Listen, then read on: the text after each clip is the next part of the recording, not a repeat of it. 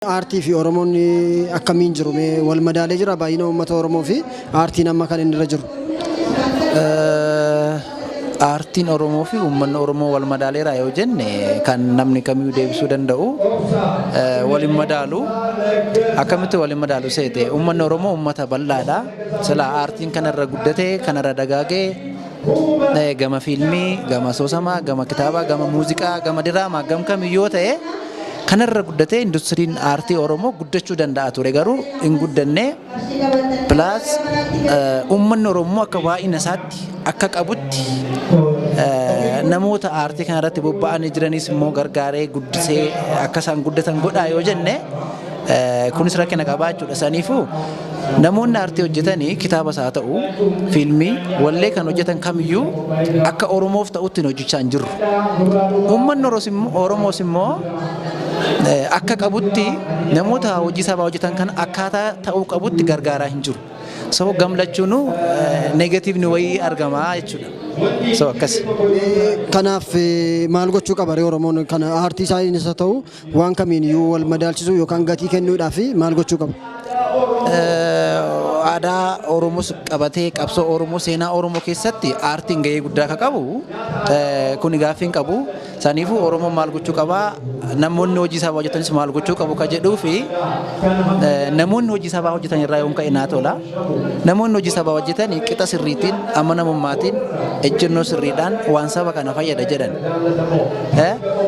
Waan bor ittiin qaanofne sigalee waan dhaloonni borus hin komanne seera qabeessaan ejjennoo sirriidhaan namoonni sabaaf hojjetanii akka hojjetan waan tokko faallaa kanaadha immoo uummanni Oromoos hawaasni Oromoo bal'aan kun namoota eenyutu saba kiyyaaf hojjechaa jira eenyutu ejjennoo sirrii qaba amma waan baay'ee taajabra namoonni tokko jiru dabil ajentii kan ta'ani asiis achis saba biratti saba kan fakkaatan sooshaal miidiyaa kana irratti ejjennoon isaanii bakka biraa oolmaan isaanii bakka nama hedduu jira seegalee. So uummanni Oromoo namoota kan adda baafatee eenyutu saba hojjechaa jira eenyutu naa du'aa jira eenyutu naa beela'aa jira eenyutu aarsaa naa kaffalaa jira eenyutu naa ari'amaa jira eenyutu immoo irra aarsaa naa kaffalaa jira anaaf jedhee ka jedhu bal'isee yaadee namoota kanaa bira dhaabbachuu qaba. Akkuma har'a yaasuuf uummanni namni kun ba'ee mooraalitti horee akkasuma sagantaan kun amaleeffatame namoota sabaaf hojjetan uummanni Oromoo deeggaruu qaba jajjabeessuu qaba jedha. Mee gaaffii xumuraa tokkos gaafadha. Ati weellisaadha. Weelluun keessan YouTube irratti ni ilaalama. Mee qarshii isin weelluu sanatti baastanii fi bu'aas YouTube irratti argattan wal madaala yoo rakkoon karaa YouTube jiraate illee waan tuttuqxu yoo jiraate. Ammatti gaaffii gaaffii bareeda garuu ammatti nuyi ana dhuunfaa kiyyaatti view ilaalaan jiru. Maalan hojjedhe waan an danda'u saba kanaaf maalan buuseedha malee anumtichun kaayyomti koo viiwurraa miliyoona gashee biliyoona gashuu maalii miti sa'aatii kana dhiifama naa godhe. Kaayyoon kiyya waan na keessa jiru dubbadhe sabni kun rakkootti jira garummaatti jira miidhamaa jira du'aa jira akka borseenaan nan komanne waan an danda'u gochaa jira malee ani yuutuubii sabiskiraayib amma kanaa kaffaltee amma kanaa ilaalamee ilaalamu baatee amma kanaa nan dhibbisu dhiifama naa godhe.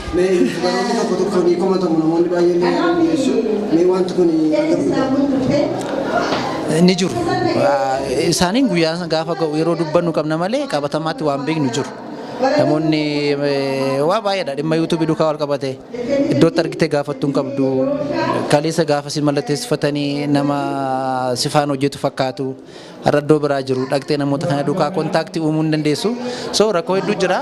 Rakkoon kun immoo rakkoo salphaadha. Uummanni keenya kanaa ol rakkoo gurguddaa keessummeessaa jira. Amma inni yoo baay'ate aartistiirraa sirba fuudhanii maallaqa kanfaluu hidhammitiire maallaqa kanfaluu waan biraa miti sa'aatii kan akka dhuunfaa kiyyaatti tarii yoo ndoo hin beeku waa'ee maallaqa waa biraa miti namni lubbuu kaffalaa jira maallaqa nuu kaffaluu dhiisan illee amma kana nun dhibu hojii sabaa hojjenna.